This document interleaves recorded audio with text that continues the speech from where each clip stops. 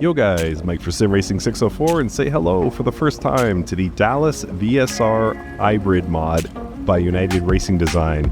And this one is for Assetto Corsa on PC, of course, and it doesn't take a very discerning eye to see that this is based on the Cadillac V-Series.R. So that has a hybrid powertrain and a roaring V8 engine, and that's what URD has brought us with this Dallas VSR mod. We're getting close between VRC and URD and RSS. We're getting pretty close to having the full field of 2024 WEC competing hypercars. So this Dallas, very much needed. It's one of the most exciting cars in the class, in my opinion, and URD has really stepped up their game for this one. The credit list is very impressive. A lot of very talented people have lent their talents to creating this mod. So this is actually a requested video. A number of you reached out to me either through the comments or by email to ask if I would review this car. So I decided, what the heck? I'm old and doing nothing on a Saturday night, so why not fire up Assetto Corsa and try out the Dallas VSR Hybrid. So let's talk quickly about what the Cadillac V-Series.R is in the real world. Like I said, it races IMSA and WEC, and this is Cadillac's entry into the hypercar class. And it's got a 5.5 liter V8 engine and a hybrid system. All in, it comes somewhere around 700 horsepower, just over 1,000 kilograms body weight. It just is basically the pinnacle of endurance racing at the moment. So it joins the Ferrari and the BMW and the Porsche and the Peugeot that have come from big name modding teams for Assetto Corsa. So I'm excited to drive this. We're going to be at Daytona for this one. So let's go ahead and jump on track.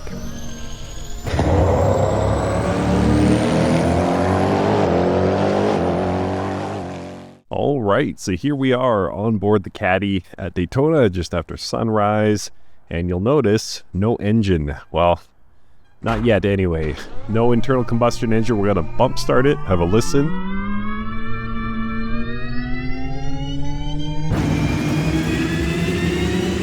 So yeah, once you cross the pit exit line, it brings this big V8 to life.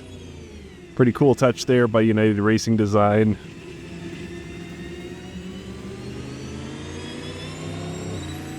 And you can hear those sounds. It sounds incredible. And what a setting here at Daytona to drive the Caddy. All right, so let's get a little bit of heat into these tires, brakes, before we really start pushing here. Not gonna wind the engine out quite yet. The car does definitely understeer if you push too hard on cold tires, so I just want to be very mindful. And you can see the tire temps in the bottom of your screen there.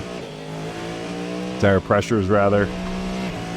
Subscribe to SimRacing604, my favorite YouTube channel. So once we get that up, that's when we'll be able to push. I think it's going to come in somewhere around 26, 27, something like that when it's fully up to temp. And I'm getting a vicious rattle here through this wheel. There we go. So a bit of chatter as we go over the bank sections here at Daytona. We got the IMSA skin for this beautiful Daytona track. IMSA 2024, actually. And again, that chatter, just making my wheel vibrate like crazy. So we're winding it out here, 320 kilometers per hour. And into the infamous turn one of my least favorite corners in all of racing, to be honest. I just have never got the feel for turn one at Daytona. You saw that nice slow approach there.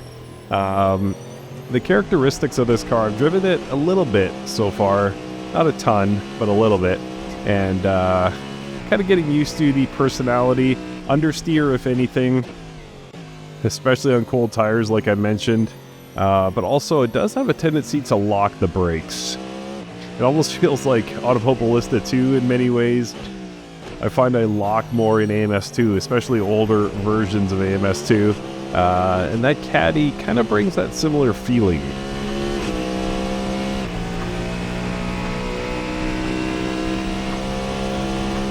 So things are pretty much there. 25s, 24s.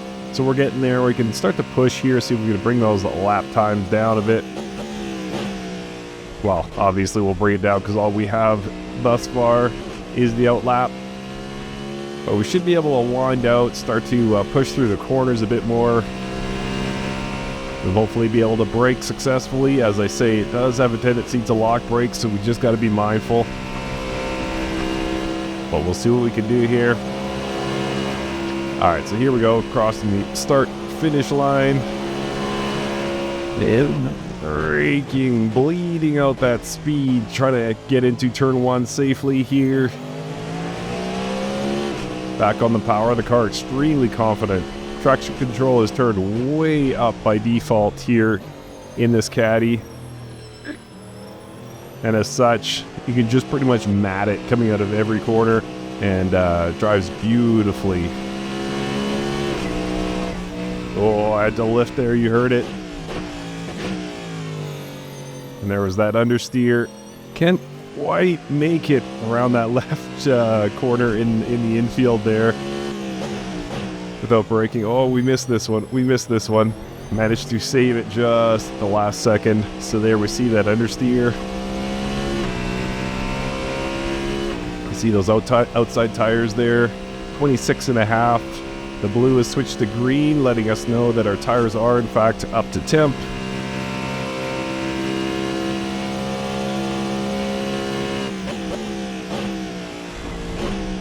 And bouncing our way through the chicane. Carried too much speed there. The understeer really killing me in this car.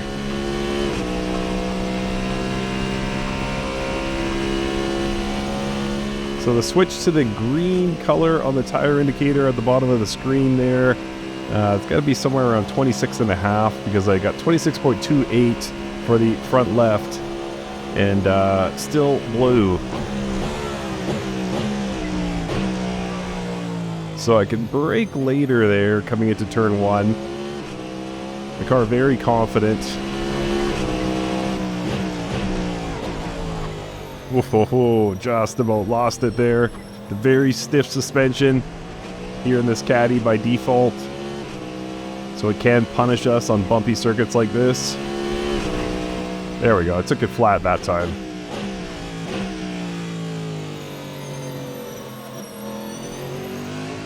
So yeah, things pretty much up to temp now.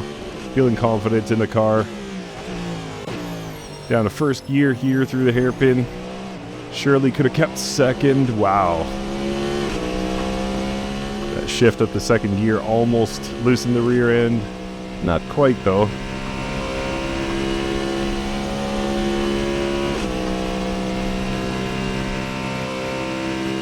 Alright, let's see if we can get it a little cleaner through the chicane this time.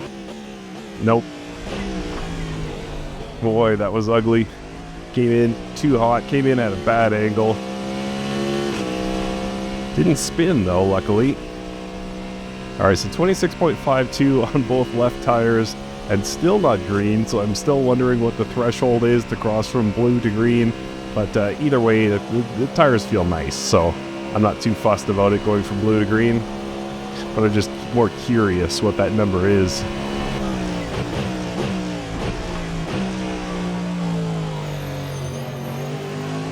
I was sliding there, not sure if you guys could see it, but I did manage to hold on. And bleeding out the speed into this right-hander here on the power as soon as possible. And as I say, you can just pretty much mat it. Once your front tires are pointed the right direction, the rear tires will generally have no problem handling it with the default level of traction control. You can, of course, turn that down, and if you don't mind being a little mindful with your throttle input, you could probably save yourself some time. Take second gear here, don't want to upset the car, shifting into second again.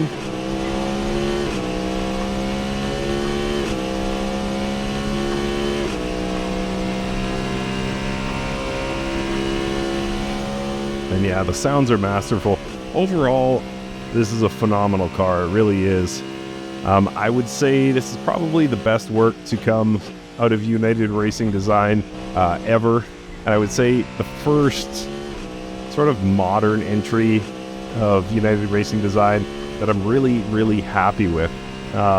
Seems like they've, lagged a bit behind the VRCs and the RSSs for quite some time. But this one, well, I shouldn't say that. The Glickenhaus was fantastic. The Radicals were fantastic. So, yeah. It's just been kind of hit and miss, shall we say, with United Racing Design for some time. But this is, as good as anything you'll drive in Assetto Corsa, frankly. I think this is a really fantastic mod. This is nice. I'm kind of disappointed in myself that I waited this long to try it, frankly. I was, again, with that sort of hit and miss reputation for URD. I wasn't that keen. It's not like a RSS where day one I just automatically throw down €5 because I got to drive whatever they're putting out. URD, I'm kind of, I gotta wait and see what some other folks are saying. And this one I actually didn't watch any reviews. All I could find was like replay videos. But just the same, a bunch of you wanted me to review this, so I figured, what the heck, I'll buy it. And I'm very glad I did. This is a great, great car. Alright, so we'll do one, maybe two more laps.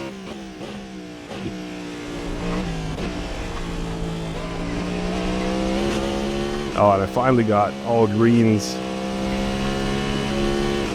And the sun is up. Beautiful day here in Florida.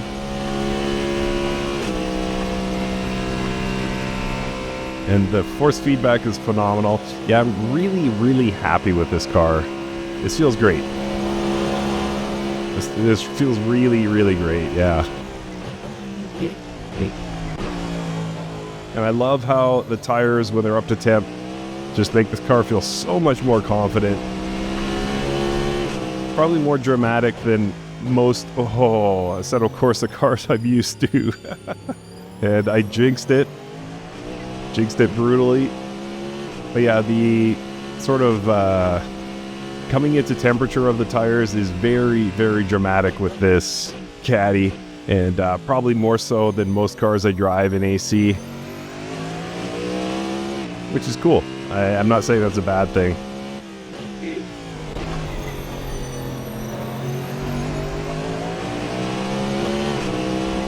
Yeah, it's very nice. Very nice. Great sounds. Excellent force feedback. I'll have to do some testing against some of the RSS and VRC entries, see how it stacks up in terms of lap time. It feels approximately the same. It doesn't feel drastically different than entries from either of those teams. Whoa. Just get to take the grass route here. Boy, that was a horrible lap for me. See if I can pull it together, do one more lap after this.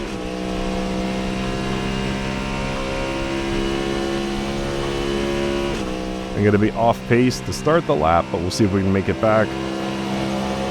There is a delta in the top right corner of the screen. The screen on the wheel, that is. Not your screen.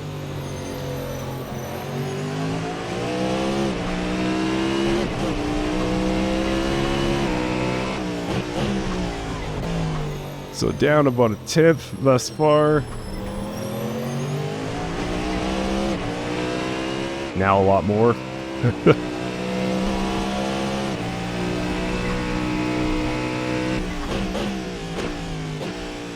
And I have a feeling that this won't be the last Caddy we get. Cadillac hypercar, that is, for Assetto Corsa.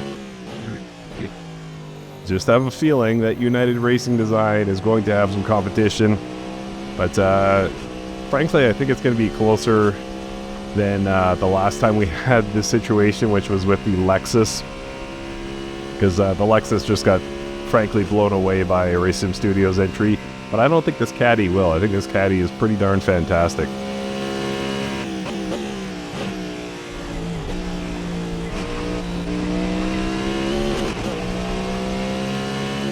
It's going to be close. It's gonna be close. Yeah, I'll be down about a tenth. All right, I got one more in me.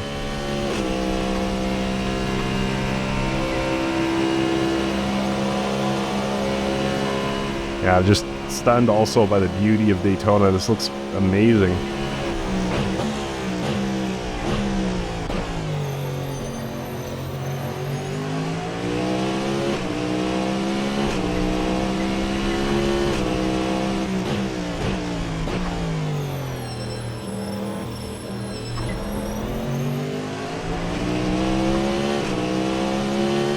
That one felt clean, but I'm still down a tenth.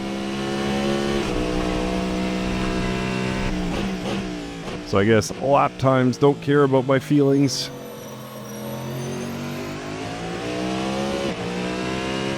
There we go, we're up slightly now.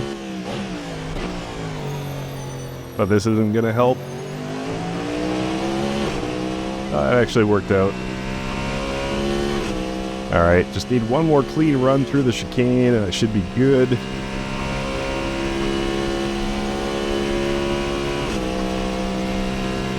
But yeah, strong recommendation for me. Car feels fantastic.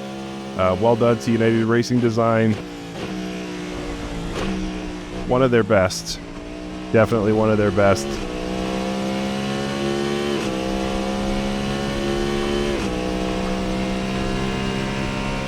Yeah, huge fun. Highly recommended. And one more corner, we should be good.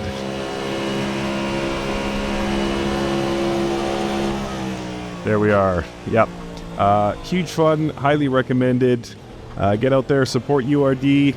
Thank you guys so much for watching, and we'll see you next time.